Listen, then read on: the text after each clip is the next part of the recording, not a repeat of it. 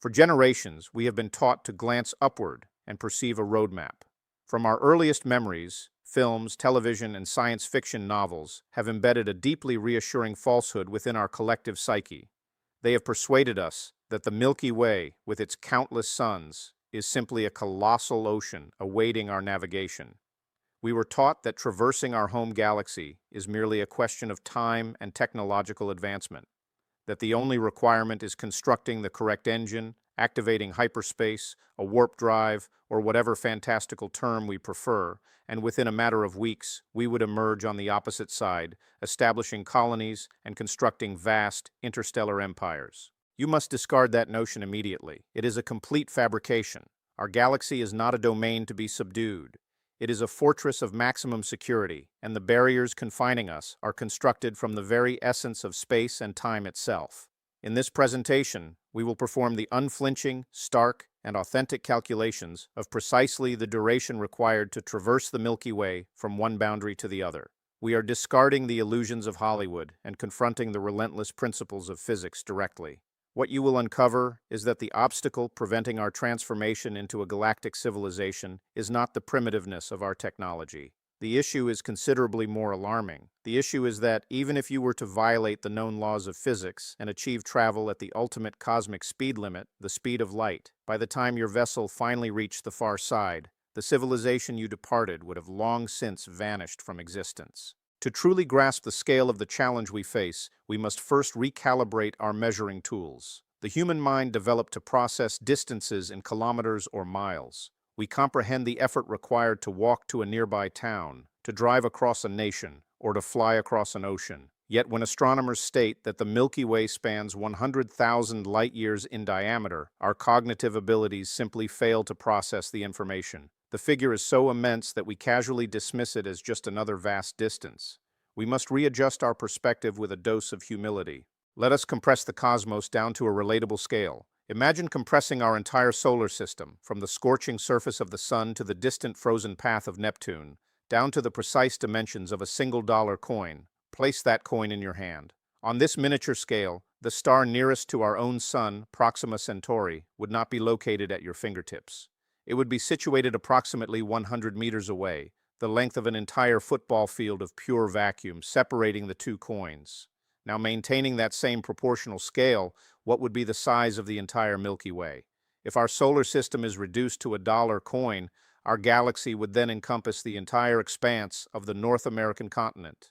We are microscopic organisms inhabiting a single tiny groove on that coin, aspiring to traverse an entire continent where other coins are virtually non-existent, only an expanse of frigid, dark nothingness. Let us apply our most advanced contemporary technology to this hypothetical crossing. The swiftest object ever constructed by human engineering is NASA's Parker Solar Probe. By utilizing the sun's gravity as a catapult, it achieves astonishing velocities of approximately 700,000 kilometers per hour. This represents an unimaginable speed by terrestrial standards. It could circumnavigate our entire planet in mere minutes. If we were to place astronauts aboard a vessel traveling at that exact velocity and direct it towards the far edge of the Milky Way, the voyage would demand roughly 1.7 billion years. Our planet Earth is approximately 4.5 billion years old. If you were to journey back 1.7 billion years into our world's history, you would not encounter dinosaurs. You would not find trees, insects, or fish. Life on Earth consisted solely of bacteria and microscopic single-celled organisms drifting in poisonous seas. The continents themselves lacked the familiar configurations we recognize today. Had our bacterial forebears constructed a starship using our current technology and launched it during that era, it would only now be completing its journey to the opposite side of our galaxy. On a cosmic scale, our most sophisticated technology is akin to an insect laboriously crawling through mud. Naturally, one might contend that technology will inevitably advance, that future generations will transcend primitive rocketry. Let us suppose that in some distant epoch, humanity unlocks every secret the universe holds. We achieve mastery over quantum physics, manipulate energy with precision, and construct the ultimate vessel, one capable of traveling precisely at the speed of light, 300,000 kilometers per second, the absolute cosmic speed barrier established by Einstein's own theories. No method exists to surpass this without dismantling reality itself. We often perceive light as instantaneous, but within the context of space, light moves with agonizing slowness. If this hypothetical perfect ship departed Earth today, voyaging at 100% of the speed of light, the crossing of the Milky Way would consume exactly 100,000 years. Once more, the numbers deceive us through their scale. 100,000 years seems modest when juxtaposed with a billion. However, let us examine our own species' timeline. What does 100 millennia signify for humanity? The entire span of human civilization, everything we define as recorded history, is merely about 10,000 years old. The advent of agriculture, the erection of Egypt's pyramids, the Roman Empire, the Age of Discovery, the Industrial Revolution, the World Wars, and the lunar landing, all of these events transpired within a fleeting window of 10 millennia. A voyage from one extremity of our galaxy to the other at the maximum velocity permitted by nature would consume 10 times the entire duration of human civilization. If a team of astronauts departed Earth today, heading for the distant side of the Milky Way at light speed, upon their arrival, the Earth they had known would be interred beneath the accumulated dust of 100,000 years. Nations would have crumbled. The languages we currently speak would have been extinct for tens of millennia. Human biological evolution would have continued its course. Perhaps the human species remaining on Earth would have transformed into something unrecognizable, or, statistically more plausible, would have already faced extinction. The pioneers who conquered the galactic crossing would have no civilization remaining to receive their findings.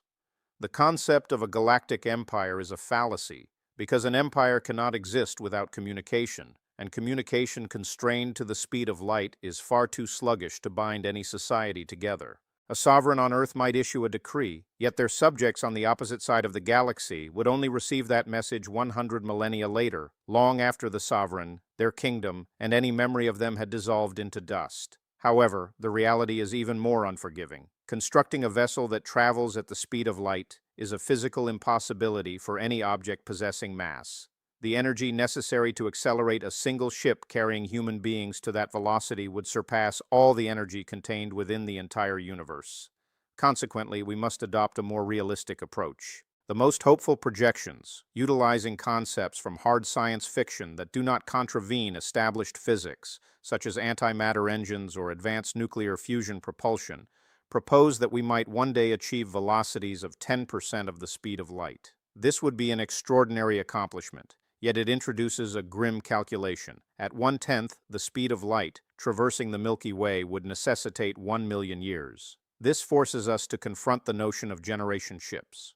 Given that the voyage would persist for 1 million years, no individual astronaut would survive to witness its conclusion. We would be compelled to construct a vessel operating as a self-contained flying metropolis, a closed-loop ecosystem. Thousands of people would be sealed within. Generations would be born, would age, and would perish within the dark metallic corridors. Their offspring would produce further generations, continuing this cycle for hundreds of thousands of generations. Yet, this is where the genuine biological and psychological terror of galactic crossing resides. Evolution does not pause. A million years represents ample time for a species to undergo complete transformation. The occupants of that vessel would exist under artificial gravity, isolated from any external genetic exchange, breathing perpetually recycled air, and subjected to relentless cosmic radiation that would inevitably induce mutations over the millennia. After 10,000 years, they would have long forgotten the language spoken by the original crew. English, Spanish, or Mandarin would be dead tongues, supplanted by novel dialects evolving within the ship's confines. After 100,000 years, the very history of Earth, the blue continents, the oceans, the yellow sun, would devolve into mere myth, a distorted religious doctrine recited by priests within the engineering bays. When the ship ultimately finished its million-year odyssey and arrived at its target on the galaxy's far side, the entities emerging would not be human. Adaptation to the sealed environment, accumulated genetic drift, and the immense cultural chasm would have produced an entirely novel species, perhaps pale, with altered skeletal structures and minds as alien to us as our own. We would not be colonizing the Milky Way. We would be constructing a flying sarcophagus, placing a seed of humanity within, and allowing it to germinate in the darkness for 1 million years until something that is no longer us emerges on the far side. And this leads us to the most staggering realization of our entire discussion, the terrifying detail that narratives of space exploration consistently omit: the great hidden impediment. There exists a fundamental plot twist within the universe's mechanics. We tend to gaze upon the stars and perceive them as stationary points, fixed islands within a black ocean. However, the universe is anything but static. Everything is in motion at staggering velocities. The Milky Way is a rotating disk. It spins in a chaotic and relentless cosmic dance. Our own solar system orbits the galactic center at a speed approaching 800,000 kilometers per hour. Other stars similarly race along their own complex orbital trajectories. Compounding this, stars are not eternal. They are born within nebular nurseries, consume their nuclear fuel over eons, and ultimately perish. Some fade quietly, others detonate with the ferocity of billions of nuclear weapons in events known as supernovae, obliterating any planetary systems in their vicinity. This creates an insurmountable logistical challenge for interstellar travel over such distances. Light has a finite speed. When we direct our most powerful telescopes towards a star system located 80,000 light-years away, on the opposite side of the galaxy, we are not observing that system as it exists in the present moment. We are witnessing it as it appeared 80,000 years in the past. The light reaching our eyes today initiated its journey when Neanderthals still roamed the Earth. We are, quite literally, observing phantoms. If our descendants were to aim their colossal generation ship towards that specific star system and embark on a million-year voyage, they would not be traveling towards a current physical location. They would be navigating towards a very ancient image. During the million years required for the ship to reach its destination, the galaxy will have continued its rotation.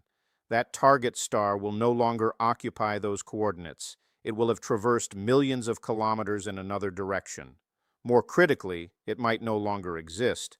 It could have exploded 500 millennia earlier, and the light from that cataclysm simply would not have had sufficient time to reach the ship and warn the travelers. Attempting to cross our galaxy is analogous to trying to strike a target you cannot genuinely observe, a target moving at hundreds of thousands of kilometers per hour, based on information that is tens of thousands of years obsolete. It is launching a projectile into the darkness while blindfolded, hoping that after a million years of blind flight, a habitable planet will be precisely where your mathematical model, devised by ancestors long since turned to dust, predicted it would be.